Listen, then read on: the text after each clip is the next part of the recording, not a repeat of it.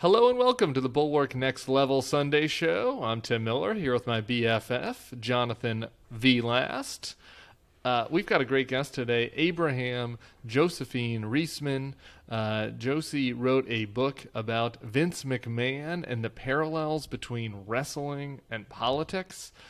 It is so good. It was mentioned by a previous guest, Juno Diaz, as the book he was reading, and JVL and I are big wrestling people, so we had to get Josie on. I will tell you, even if you don't know anything about wrestling, A, this is a great book to read because it's really about culture, and B, it's still a good podcast because we get a lot into trans and LGBTQ politics. Josie is trans. We also get into Donald Trump and his relationship with wrestling. It's going to be really good. And the book, by the way, is called The Ringmaster, Vince McMahon and the Unmaking of America. But before we get to Josie, JVL, you had a little triad this week on Mike Lindell. He's got some WWE vibes about him. What's your? Sure does. I mean, he looks like Paul Bearer to start with. He looks like a slightly slimmer Paul Bearer. And Mike Lindell, about a year and a half ago, when he was doing his big, do you remember his big confab where he was going to give the information to show everybody how the election was hacked? And he presented data that he claimed proved uncontrovertibly that the Chinese had hacked the election and for Joe Biden. And he said that he would give $5 million because they're on Hunter's anybody. Payroll. Hunter's on their payroll, so it makes sense. Anybody who could prove him wrong. And so one guy who was a computer forensics expert who was a Trump supporter and Trump voter looked at this data and said, this is garbage. And he submitted a proof. He sent in a big, hey, look, Mike, I'm sorry. This guy was there because he really wanted it to be true. And so he submitted a proof and said, this is not on the level. None of this stuff shows what you say it shows. And this is the equivalent. Every once in a while, there would be in wrestling, like the gimmick where, and this is more in the old days, the promoter would say, would anybody want to come in and face the Mongolian monster? And every once in a while you get a plant from the crowd who would jump, like the 1, 2, 3 kid. The 1, 2, 3 kid who would jump in and sure, and then they'd fly off the top rope and stun the world and that's what happened. Except that Mike Lindell stiffed this guy and wouldn't pay, so this dude took him to arbitration. And on Wednesday of this week, the 24 hours after the Fox and Dominion case settled, the arbitrator found in favor of this gentleman. And Mike Lindell is outraged and is going to appeal this decision from the biased deep state arbitrator and take them to... You can't make it up. This is why everybody needs to read Josie's book, because that's what it's really about. It's not just about wrestling. It's about politics in America. The Pillow Man. Here's the thing about the Pillow Man, which would have been a great wrestling name, by the way. You want to not take it seriously because it is so unserious. But here's the thing. We wrote this at the Bulwark. During the period of the coup attempt, he went to visit Trump, like the president in the White House. States, attempting to try to encourage him to seize the machines. And Trump was looking into this, like he wanted to have lawyers meet with him, and to hear the Pillow Man's pitch for seizing voting machines, as if we're like a third world banana republic, which we were really for a couple of weeks. Okay, and so that's first. Number two, I think the most damning discussion in the whole, all of the emails that we got from the Dominion filings, was Rupert defending having Pillow Man's ads on. That was the context of the not red, not blue, but green. And so this is important to understand. Like Mike, this lunatic that is out there trying to overturn the government and that is like the leading purveyor of false information about the election, Fox was taken on the take from him and felt like his money was so valuable that they couldn't get rid of him. I thought that was one of the most compelling elements of the whole deal. And this week Fox gets loses their $787 billion. Mike only Million. loses to 5 million. Excuse me. Did I say billion? 787 million. Mike only loses But to that 5. comes out of, corporate coffers, and they have a machine to print money. And Mike Lindell, that's going to come out of his pocket. And he is not Fox. He does not have a machine that prints money. I think he winds up getting hurt. Here's my question to you. Is Mike Lindell a mark, or is he a smark? I mean, he was a crack addict. So, that's an important piece of information to consider. So his True brain... story. That has, and, I've done some recreational drug use in my day, but, being addicted to crack, that puts some holes in the old cranium. So I think if I had to guess, I think he's a smark. I don't know. I mean, it's just, there's no way somebody could really believe all the shit that he says. Like, if you want to really punish yourself this weekend, spend an hour on Lindell TV. I mean, this stuff is like another universe level stupid. I mean, this is so. I think he's a smark. That's where I'm landing. What about you? I think he's a straight mark. I think he is like the grandmother who would stick a wrestler with a hat pin because she's so angry at how mean Brutus the Barber Beefcake is, and she's on the side of the other. I think this guy buys all of it, and I think that's because the alternative, honestly, if he's not, it's the greatest act I've ever seen in the history of the world. Right? If he really is in on the joke, then boy howdy, I've never seen anybody sell the way he has sold this gimmick. Ric Flair could sell. Okay. Up next, author of The Ringmaster, Abraham Josephine Riesman. You are going to enjoy it. We'll be back on Wednesday with me, JVL, and Amanda will be in for Sarah this week. We have a great guest also for next Sunday. Stick around the next level. Go make sure you're checking out the other podcasts. The Daily Bulwark podcast with Charlie Sykes, Mona Charon's Beg to Differ, Sunny Bunch's Culture Politics podcast. They're all great. Up next, Josie Riesman. But first, our friends at Acid Tongue. Hey there, we're here with my new, hopefully, friend, Abraham Josephine Riesman and JVL for your Sunday Next Level. Josie, you know that I guess it was 2 weeks ago now, Juno Diaz was on. That's correct. And we asked him what he was reading, and it was The Ringmaster. Oh, really? And so, he said yes, that. How about that? Yeah, and so I guess my first question is, do you have someone you want to pay it forward to? Maybe that we can have. Who are you reading I've now? been thinking a lot about old dead authors lately. Let me think. Who's somebody who's living? Oh, someone whose book came out a few months ago but didn't get nearly the attention it deserved is my friend Emily Tamkin's Bad Jews. Bad Jews, which was a really interesting panoramic look at the different... I mean, it was... The title was deliberately provocative, but the book is sort of about all the different kinds of Jews in America. It's a beautiful panoramic look at what it is to be Jewish in this multifarious way. And I love the title. I think the title may have ended up turning people off because they thought it was going to be a book that chastises people, and it doesn't at all. It's just a really interesting and beautiful look and analysis at Jewry in America over time. She should have set up a table at CPAC. I want to start here. We're just going right into it. That's how we like to do it. So it's Abraham Riesman on the book jacket. But there's you're an extra name, yeah, we got an extra name here. I'm wondering, did you submit the book and then you're like, you know what? I'm becoming my true self 2 days after I've submitted the book, and it's too late to change the top. Yeah, well, what happened? Basically, we had gone through a bunch of iterations of the cover, and I was being very picky. I wanted it to look nice, and my editor, God bless him, had said I had permission to be picky. But after a while, I was starting to get a little nervous. So when we finally got the one that worked, I was so elated with it. And then 2 weeks later, I realized, I want to live as a woman now. And it was just not great timing, most importantly because the graphic design had not been done with 3 names, including a long middle one in mind. And it was too late to really go back to square one. We were already kind of up against the whatever. And so it was a matter of graphic design winning out over me being fully representative of my true self. That said, on the jacket cover, it says Abraham Josephine Riesman. So, and as my pronouns. But Yeah. So not to be too sometimes flip, the but, like, aesthetics. What? 2 weeks, really, not to be too flip, but like 2 weeks is really kind Oh, of close. God, you like, think do you feel like that's living wild? in Vince's head like had Yeah, something well, to you do think with that's it? wild. I finished the first draft. We were looking at the covers before I was done with the first draft. I was like almost done, and we were already looking at them. And when I finished the first draft, it was like 2 days after I had come out.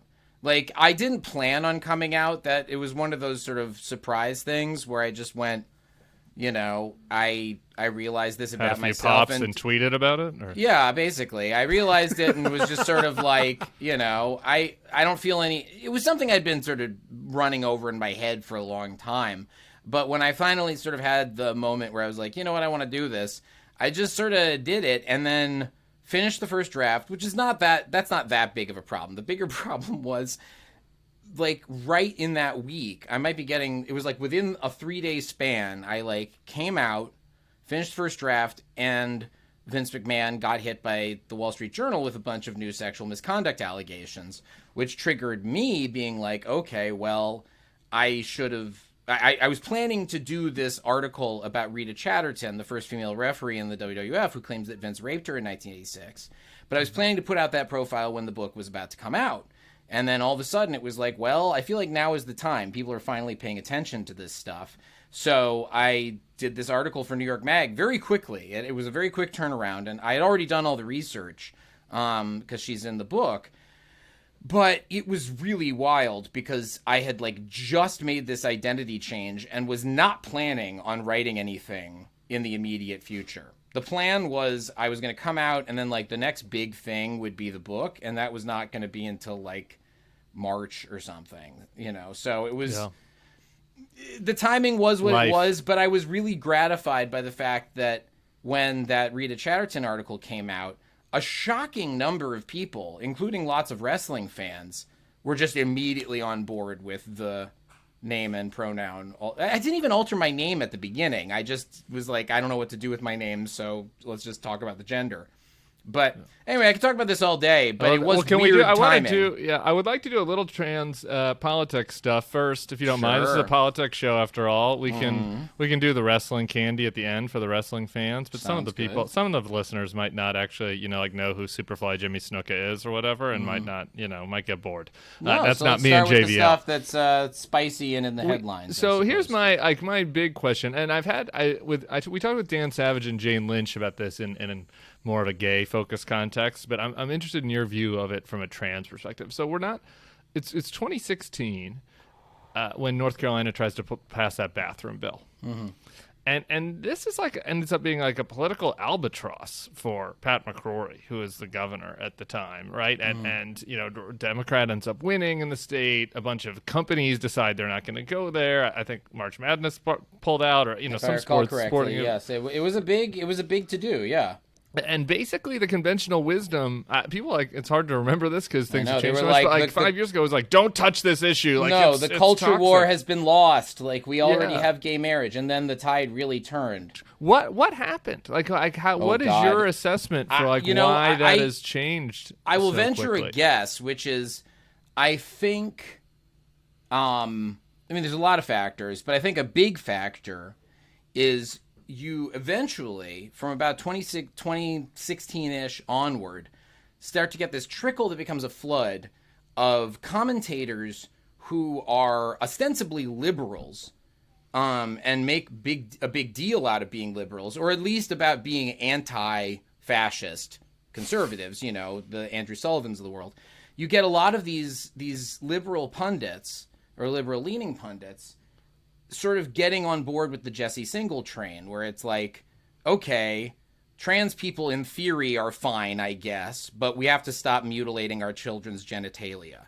The context starts to change once Jesse Single writes that cover story for The Atlantic about trans kids and medical care for trans kids.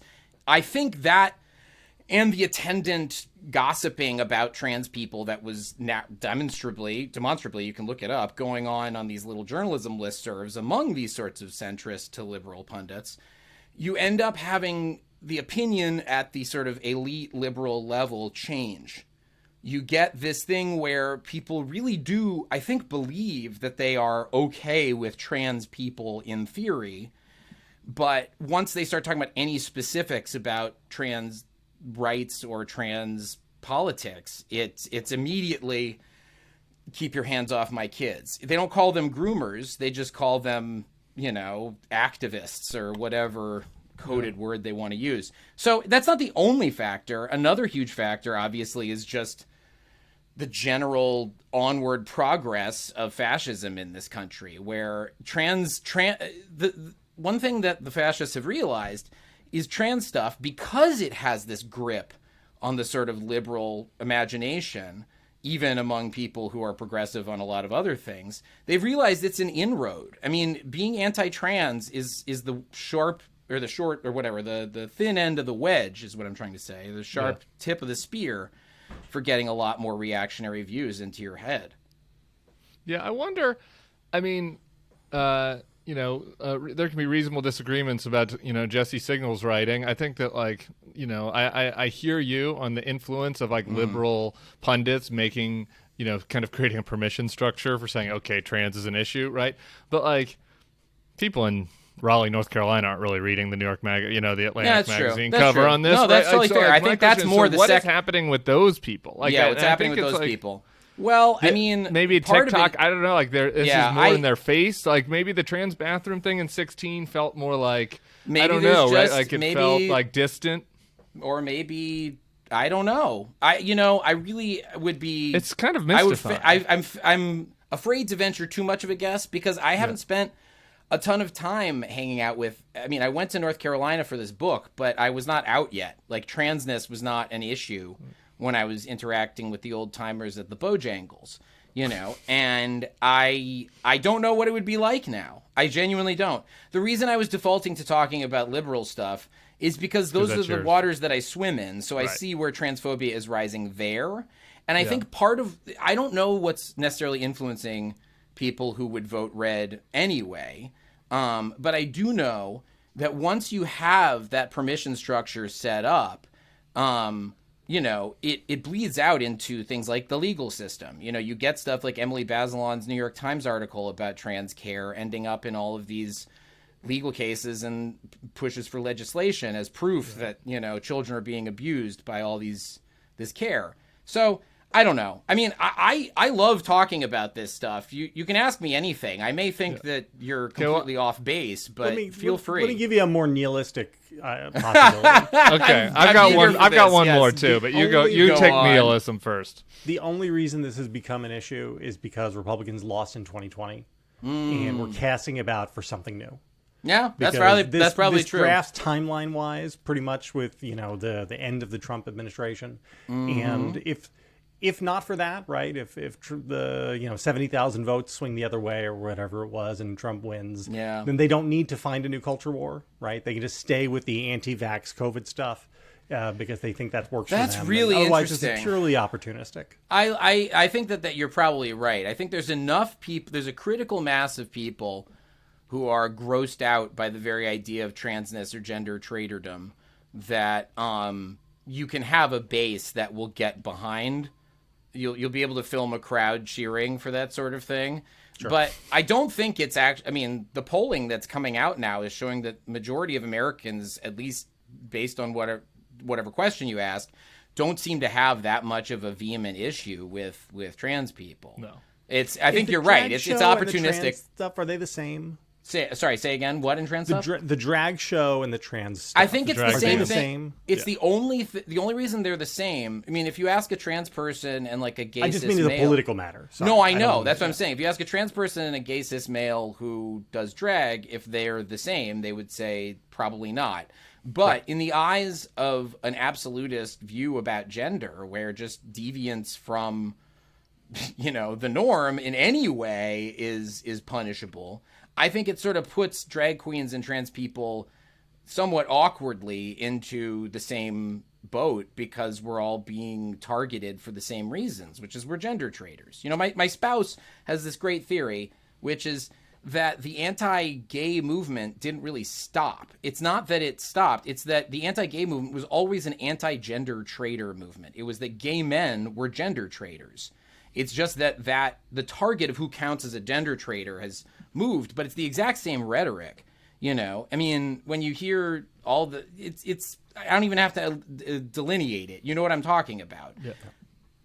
So I agree with that, and I think that there's a nihilistic political view that accounts for 80% of this. That is like, we think that this is an opportunity. Yeah. Like our gay marriage and our don't ask, don't tell hits didn't land anymore, and we feel like we have some runway here when it comes to the kids being, dressing up as Tinkerbell or whatever, or getting a drag queen reading a story to them, and like we've got a little runway here, so we're going to run on it. And it's like this was just dormant anti-LGBTQ sentiment that now is back because it's politically convenient. There's the other 10% that I just would like your opinion on. The one thing that I ever hear from that crowd that resonates with me slightly on the gender traitor side of things is this notion that if you're a third grader and you are a typical third grader who's going to be a gay boy, you wear your mom's heels, you like Doja Cat, you play princess in Mario Kart, right? Like, and that now there's like a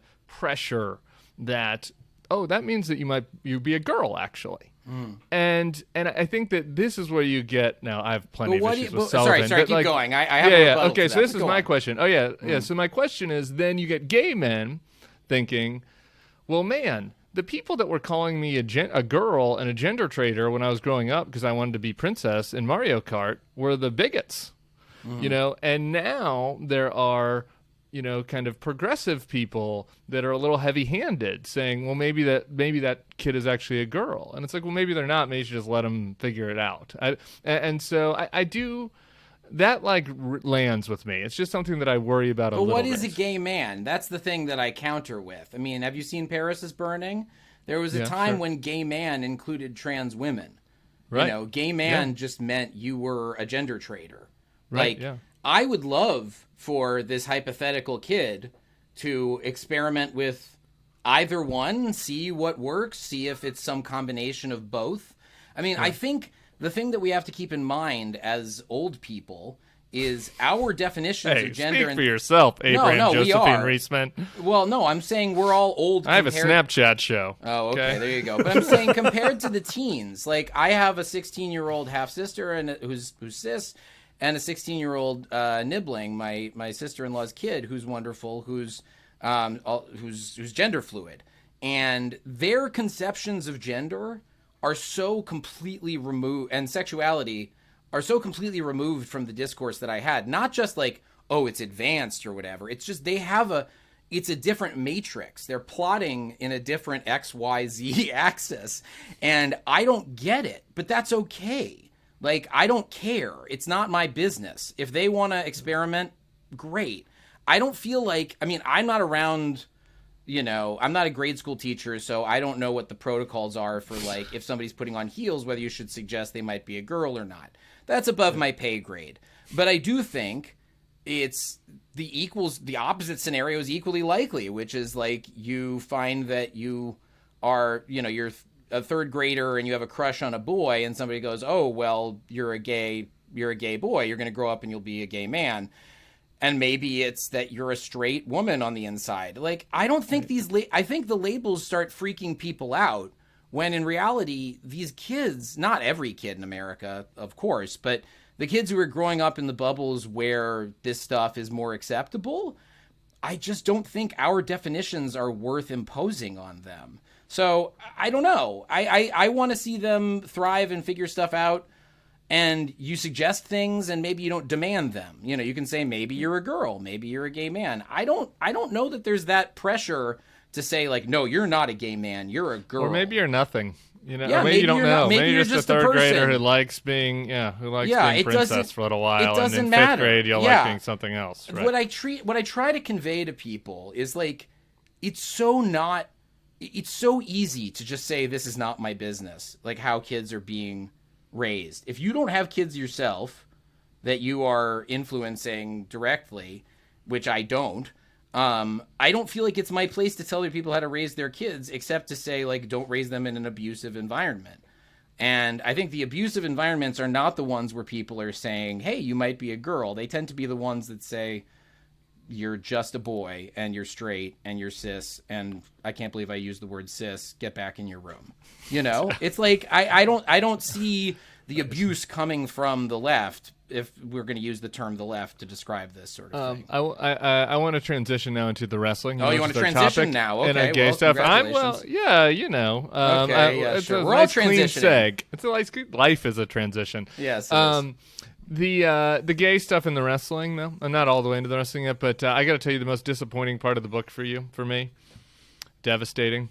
I personally devastated, not disappointed in your writing. Yeah. Go on. Was the Ultimate Warrior, like calling people faggots and stuff. Yeah, that was rough. I'm sorry, you were surprised by this? Well, yeah, I guess, and I shouldn't have been. I guess that's what I want to ask about. There was something about, now speaking of imaginary third grade gay boys, here's a non-imaginary one, me.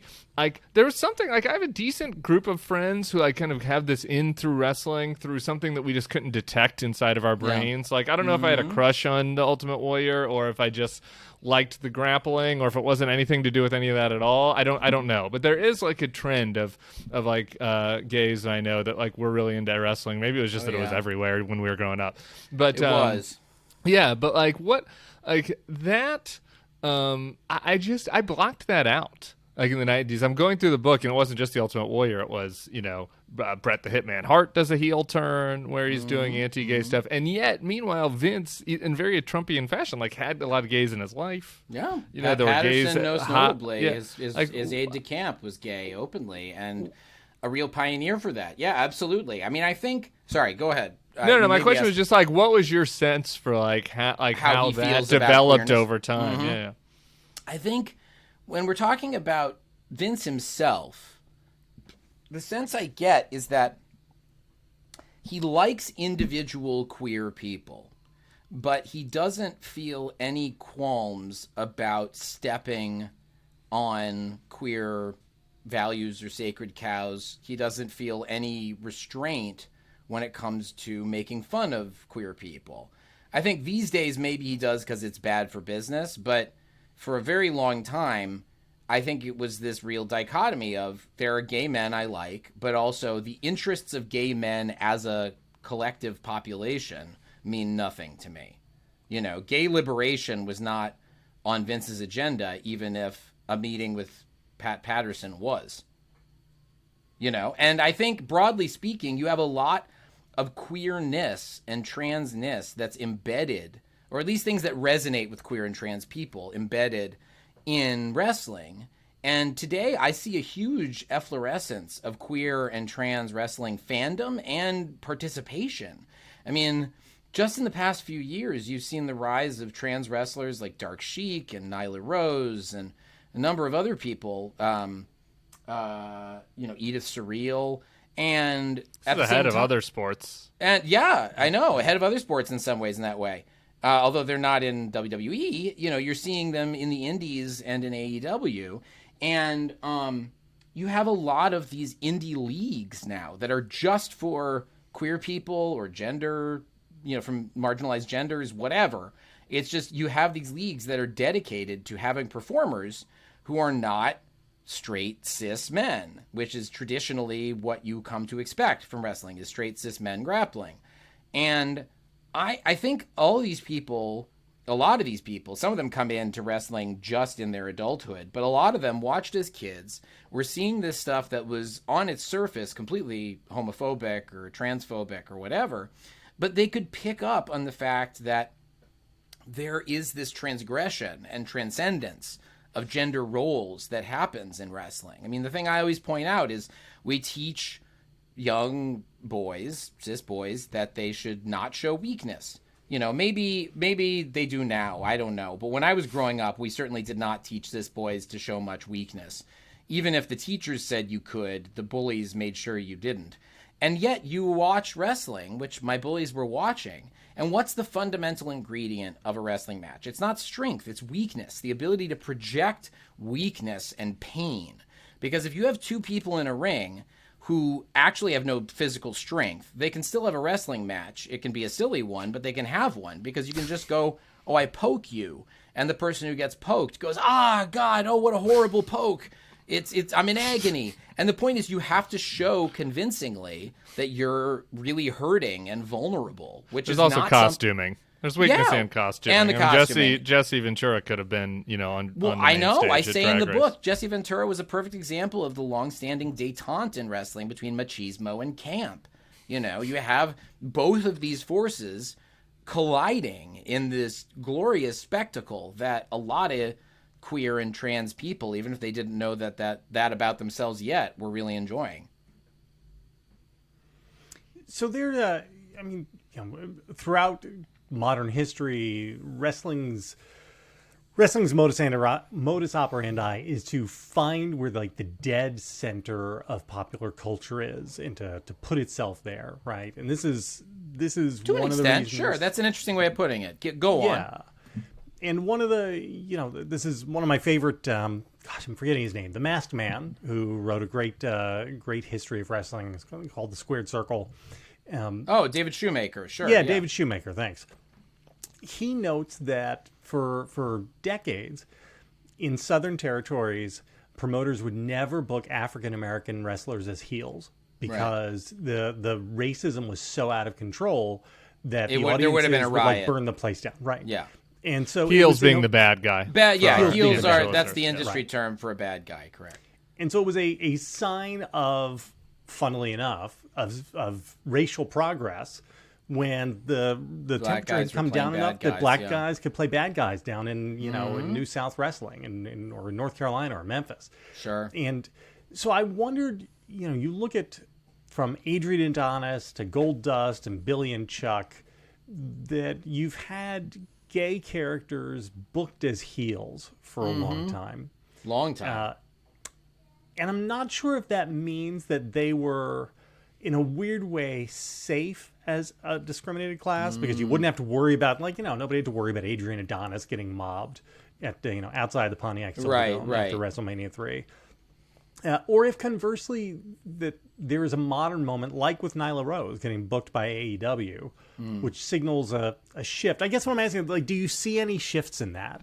Or in no? the degree to which I think you can't get away now with being, I'm going to use a term I hate, but this is what it's term that's used within wrestling, or at least it used to be. You can't just be a faggy heel anymore.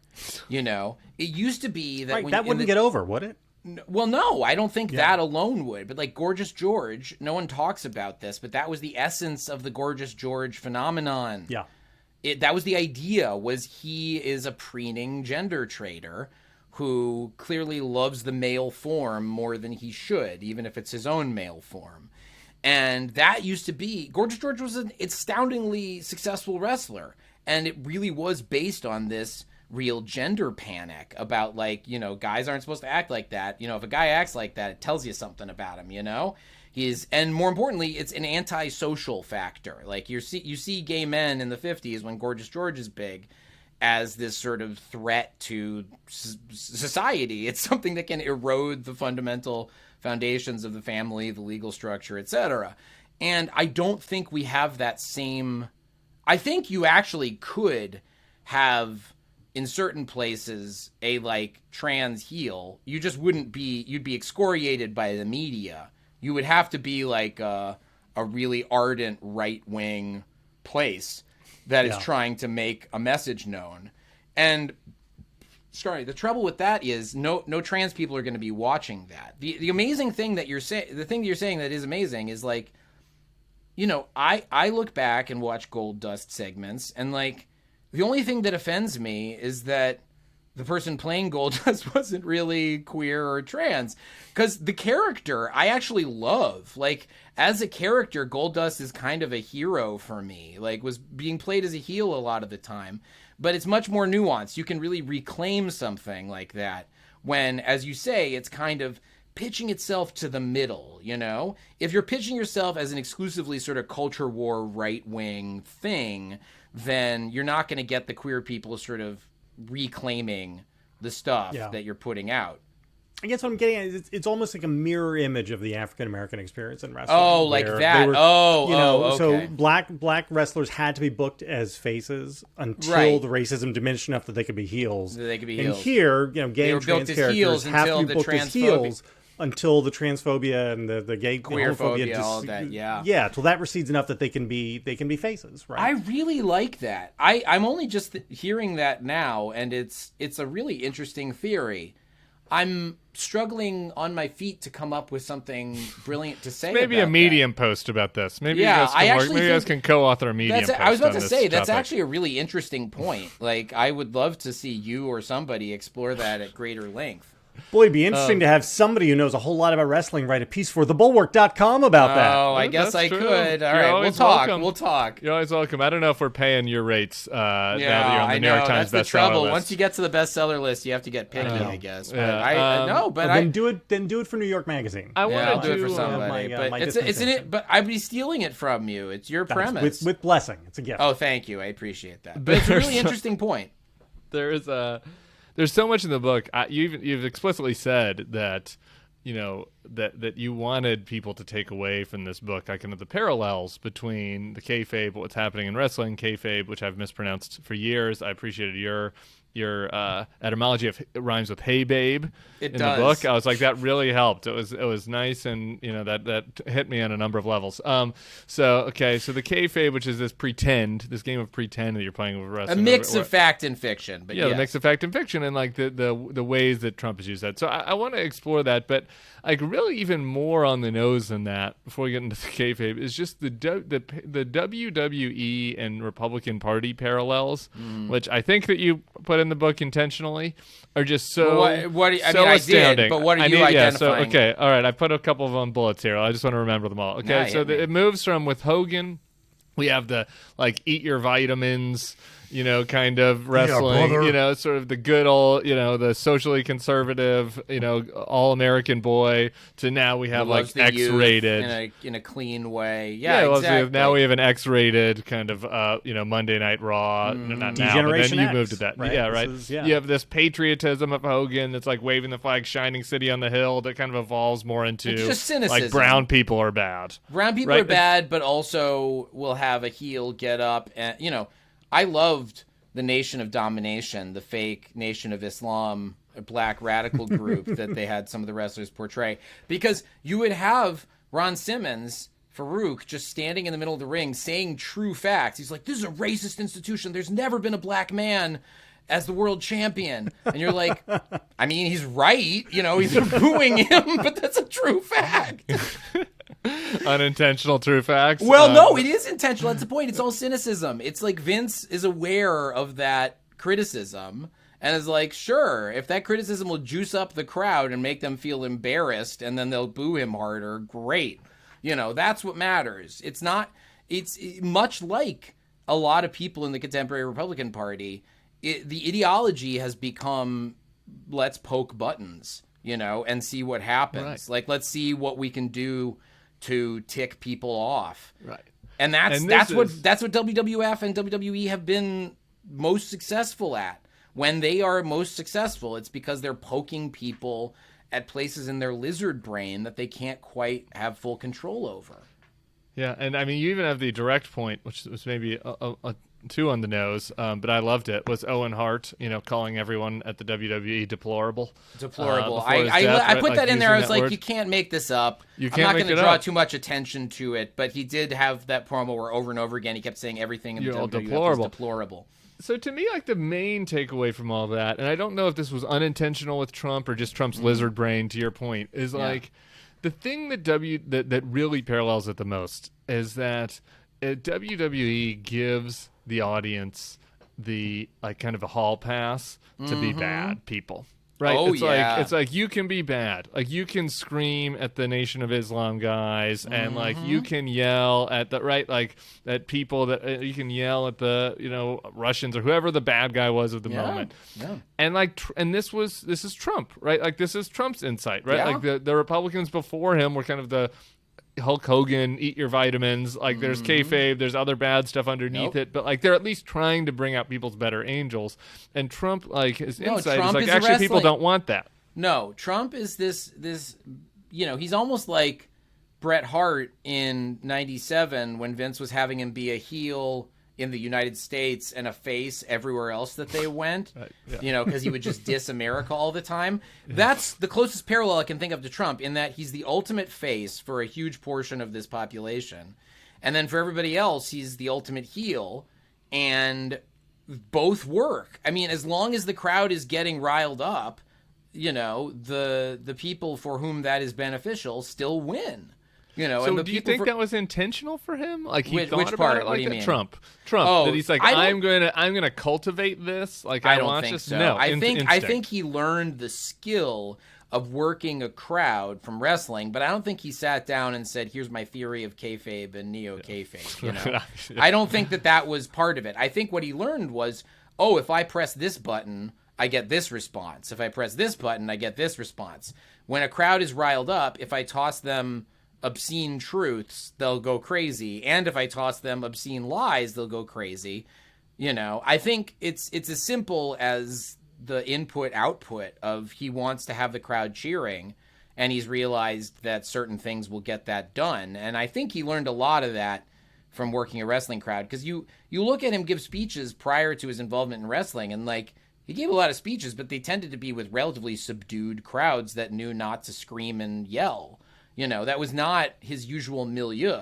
And then but you see him doing it at, in the lead up to WrestleMania in 2007 in his whole storyline with Vince McMahon. And he's picking it up. He doesn't have the mastery of it yet, but you can see him almost in real time sort of going, this is what this feels like. Because he'd been watching wrestling since he was a kid. He'd been watching McMahon family wrestling since he was a kid in the 1950s.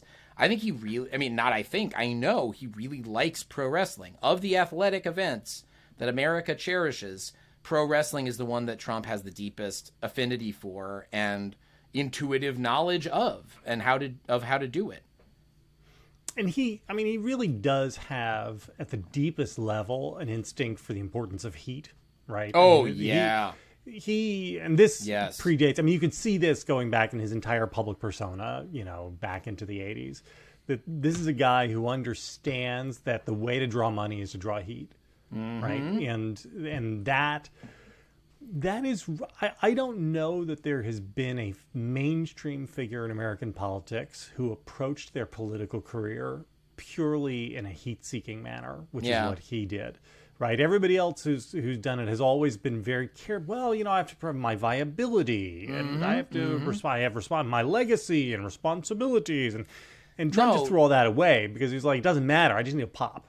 No, Trump and Vince both understand that your moral valence can shift in the public eye, and that's not necessarily a bad thing for your brand or for your bank account.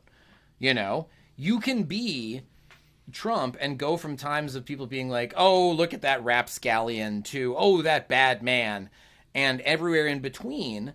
And as long as people are talking about you, you win. That was Trump's philosophy. And Vince has had a similar philosophy. We keep talking about the 80s when the wrestling was all about superheroes and drink your milk and eat your vitamins.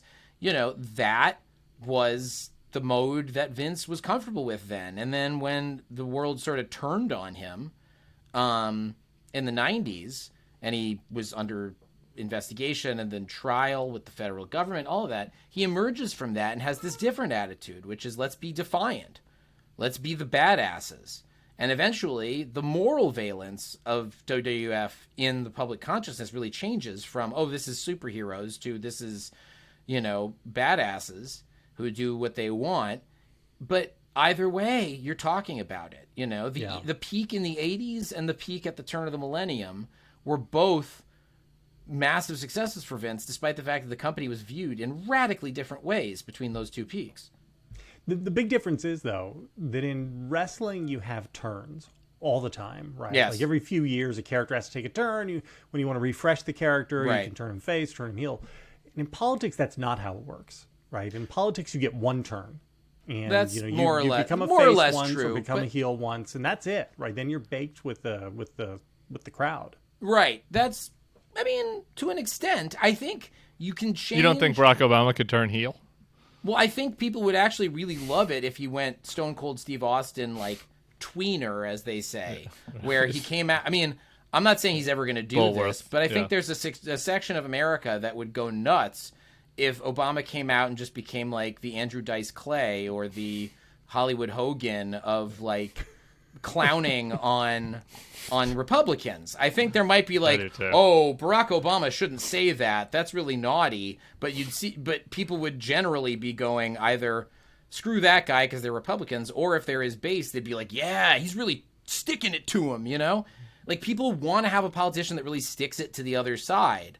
And Democrats generally don't provide those kinds of politicians. You know, Republicans, to a great fault, that's kind of what they do.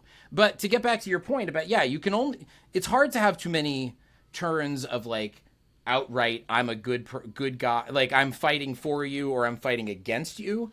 But you can have turns in politics of I'm like fighting for you in a like morally questionable way, or I'm fighting for you in a really clean-hearted way. And you do get politicians going back and forth on that. Sometimes they want to be seen as like tough mavericks and then sometimes they want to be seen as like statespeople who are above politics, you know? Those are the turns for me, you know? It's not so much that you switch parties, although that has happened. It's much more about like switching whether you're coming across as a goody two-shoes or a bare-knuckle fighter. The biggest parallel I saw from the book that I would like to get your opinion on is there was this phrase about Trump that was was popularized in 2016 in Republican circles, which was that his own voters take him seriously but not literally. Right, and that the woke scolds in the media, take them literally but not seriously. As I'm reading your book, it's like that is the essence of what you called neo kayfabe, right? Like that is the essence of a work shoot, right? It's like this idea that I don't exactly, you don't everything that he's saying might not be true per se, but like it means the something. idea is true. There's meaning there, and the meaning makes me feel good. Yes, the meaning may be hidden to the average viewer, but I see it. You know. Yeah. I mean, wait. Sorry. What's your question? No. I guess again, that's my question. That is another example of Trump. There isn't really a good example of another politician doing that. I mean, really, before Trump, like that type of kayfabe, right? Like there are other types. There's other types of show, fake fighting, fake arguing that you do in politics. But this notion of I'm going to cultivate a character, essentially, right? That like is going to go out and say crazy shit, and that I don't even want. I don't want my audience to even think I necessarily 100% mean all of it. Yeah, right? Like exactly. Like that was without that was me like a breakthrough, and that was a direct wrestling, parallel. Yeah, absolutely. Lift, Yeah, I mean, the thing I always say is, like, this is a totally broad generalization, and all my academic historian friends would get mad at me for it. But broadly speaking, the Trump revolution takes us from what was a kayfabe system to a neo-kayfabe system. The kayfabe system in politics in America was we all have one big, flat, solid, foundational lie, which is this is a representative democracy where the will of the people is enacted and minorities are protected. That was something that we all sort of said, and maybe we really believed it, maybe we half believed it, but it was a noble lie, and we were all sort of in our own way trying to pursue it. And now what we have is politics that operates from this assumption that what you're seeing is not democracy, but what you're seeing, in fact, is a corrupt system being exposed for what it is. You're seeing, like, politicians who win these days are not the politicians who come at you with, I mean, this is, again, a generalization. There are certainly exceptions to this, but the politicians like that really juice people, the politicians that really juice people up are the ones who say, hey, look behind the curtain. Everything's all messed up. America isn't a good country. Maybe we could be a good country, but I've looked into the guts and I'm showing the guts to you. And this is the essence of neo-kayfabe. You're always saying, I'm giving you a peek behind the veil. And you can always manufacture what's behind the veil. That's the thing. You can show the truth, but people are just as satisfied if you show them something that feels like the truth and makes them feel like they've seen how the sausage is made, but you can totally invent how you are saying the sausage is made. WWE does this all the time. You watch their like quote unquote documentaries that they produce, and there are a lot of them, and it's all saying like, oh, behind the scenes, here's what was happening. And it's all made up or completely distorted. They never mention the writers. They never mention like why the storylines happen. None of that. None of the backstage politics. It's just a different made up story beneath the existing made up story. But people go down one level and they think they've found treasure. You know, if you find something buried in the ground, you think it's treasure, not just something that somebody dug up and put down there. You know, the human mind doesn't really know how to handle being told secrets and then being told, well, that secret was made up too. So I don't know that I believe this, but I just want to say it and try it out for a second. Mm-hmm. Everything you're talking about with neo-kayfabe is the essential machinery and toolbox of the demagogue. Yeah, right? Sure. And what is a good wrestling promoter? A good promoter is a demagogue who is using those tools, not for the pursuit of political power, but for business success. Mm-hmm. Right. And it's when you take those tools and you turn them on the machinery of democracy that you wind up with demagoguery. Sure. Yeah. I mean, these are, I don't know. I think the distinction between political power and business power, financial power, whatever, right now is so, I mean, just look at Harlan Crow, you know, I mean, it's like there's so little distinction between who has financial power and who has political power. Not to sound like a vulgar Marxist, but it's just true. I don't think you can really separate those two. And I think trying to separate them obscures what really happens, which is this is just how image management works right now. And image management, you know, you have the same image management consultants working for politicians as you do for musicians and for, you know, titans of industry. Like these sets of conventional wisdoms about what you're supposed to do in order to manipulate the public, get the public, you know, you can call it manipulation, you can call it getting them to buy your product, whatever you want.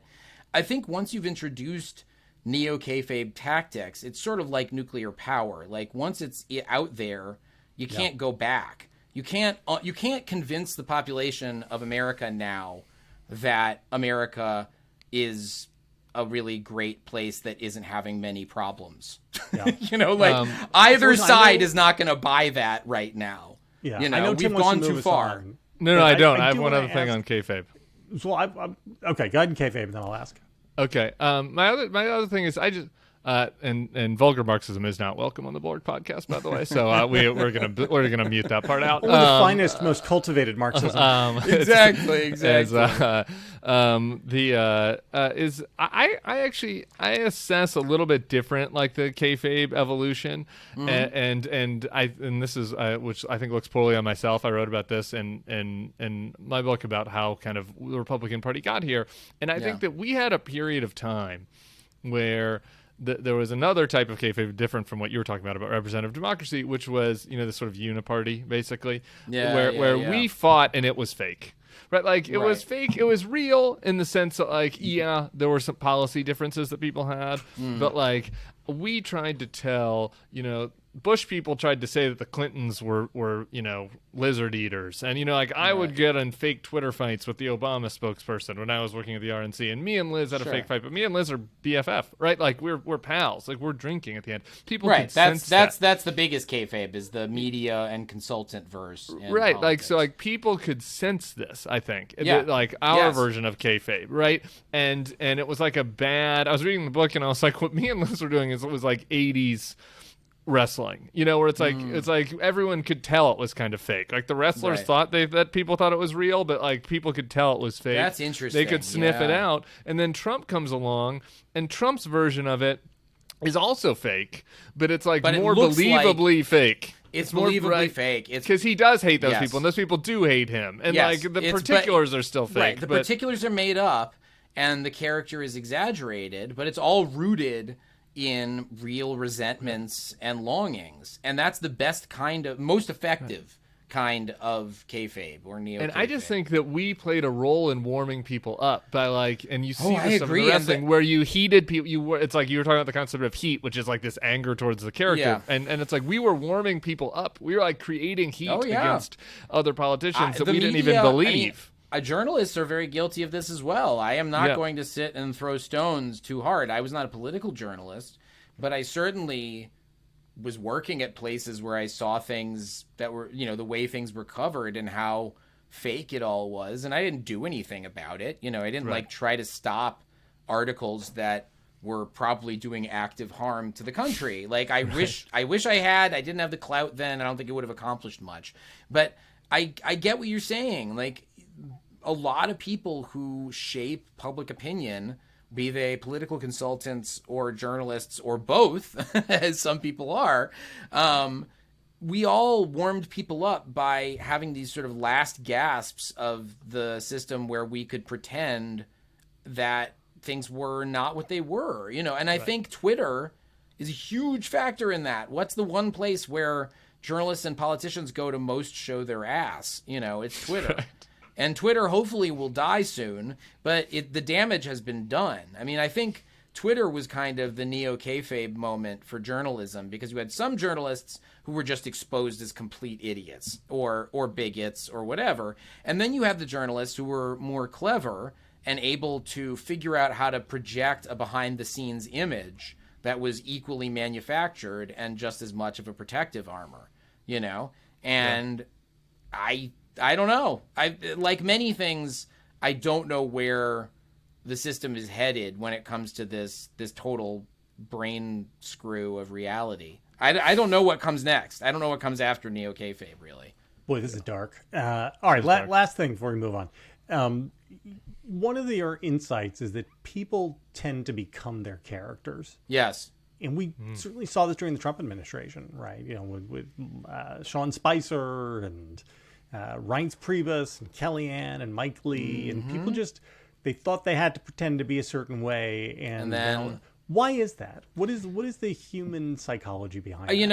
I wish I had a psychology degree and could tell you the exact neuroscience of it, but my educated amateur opinion from having talked to lots of wrestlers and wrestling personalities and read about even more, and then just being a human in life, is you fake it till you make it, unfortunately, goes both ways. You can start out being like, oh, I want to get to this place where I really am this way that I'm faking. Or you can start out going, I'm just faking it. It's not real. But either way, the more you fake it, the more you make it. Just if more and more of your life is taken up acting in a certain way, I do think that sort of thing works retroactively. It starts to influence who you are inside. I don't think we're complex enough creatures to really compartmentalize easily in that way. Some people can, but I think a lot of people find it really difficult to act and do certain things and then just put them away. Because sometimes, I think for a lot of people, it comes down to you say something in a script and you find or a metaphorical script, like if it's the talking point, and then you find out to your surprise, it actually thrilled you to say it, even if it was something that was, or especially if it was something that was offensive that you previously never would have said. Once that talking point gives you the license to say that, you may surprise yourself and find that you really enjoyed it, much as when a professional wrestling heel gets to go up there and just say abhorrent things to the audience, they may be surprised to find that it was actually quite enjoyable to do so. And sometimes you find yourself then doing that in your private life. So there's a lot of ways wrestlers that you're like, oh my God, you really are Brutus the Barber Beefcake. Right. You really do cut people's hair all the time. Yeah, exactly. No, but people really can end up adopting aspect. It's like, nominal determinism. Like your name will end up telling you a lot about how your life is going to go. Unfortunately, your name shouldn't really mean anything, but it does, and it affects how people see you, how you see yourself, and same with your wrestling character. It's something that you think you can compartmentalize, but the human system is too integrated to really allow that. Yeah. All right, we're going to get to rapid fire, but one really quick pre-rapid fire I have to ask you. Yeah. Is Trump, there are two things in the book you seem to imply without saying it. Trump maybe stole the "You're Fired" tagline from Vince McMahon, who was using it earlier. One, and two, that Trump was a mark for a while who thought wrestling was real. Right. Potentially. So both of those I couldn't prove, but because I couldn't get an interview with Trump, basically. Yeah. I really tried. I tried very hard to get an interview with Trump. I was in touch with like 5 different inner circle access people over the course of the reporting of this book.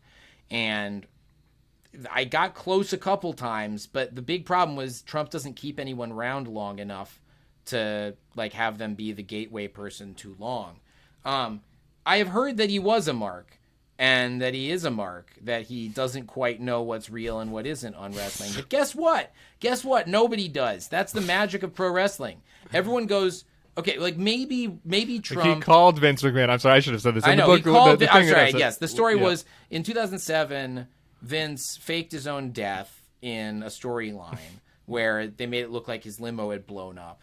And Trump, according to Vince's son-in-law, Triple H, who is an exec there. According to Triple H, Trump called the next morning and said, "Is Vince okay? Did anything happen to him?" It's just too good to check. It's too good, I know. But the point is, like, I think Vince is probably like every other wrestling fan. He knows it's fake, but does not know what that means. He accepts that wrestling is fake on some level, but I don't think he has any conception of where the fake and real things begin and end, which is true of everybody. It's just that Trump is a little more credulous than some, probably. Yeah.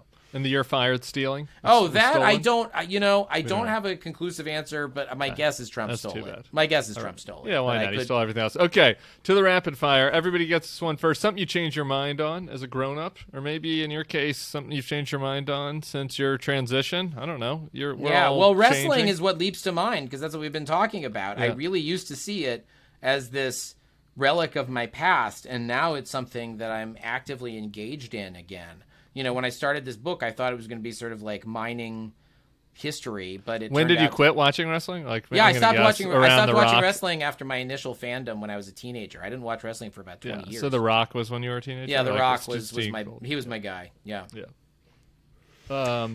Go ahead, JVL. What's your all-time favorite work, and why is it CM Punk's pipe bomb? That actually is my favorite work. I can't believe you guessed that.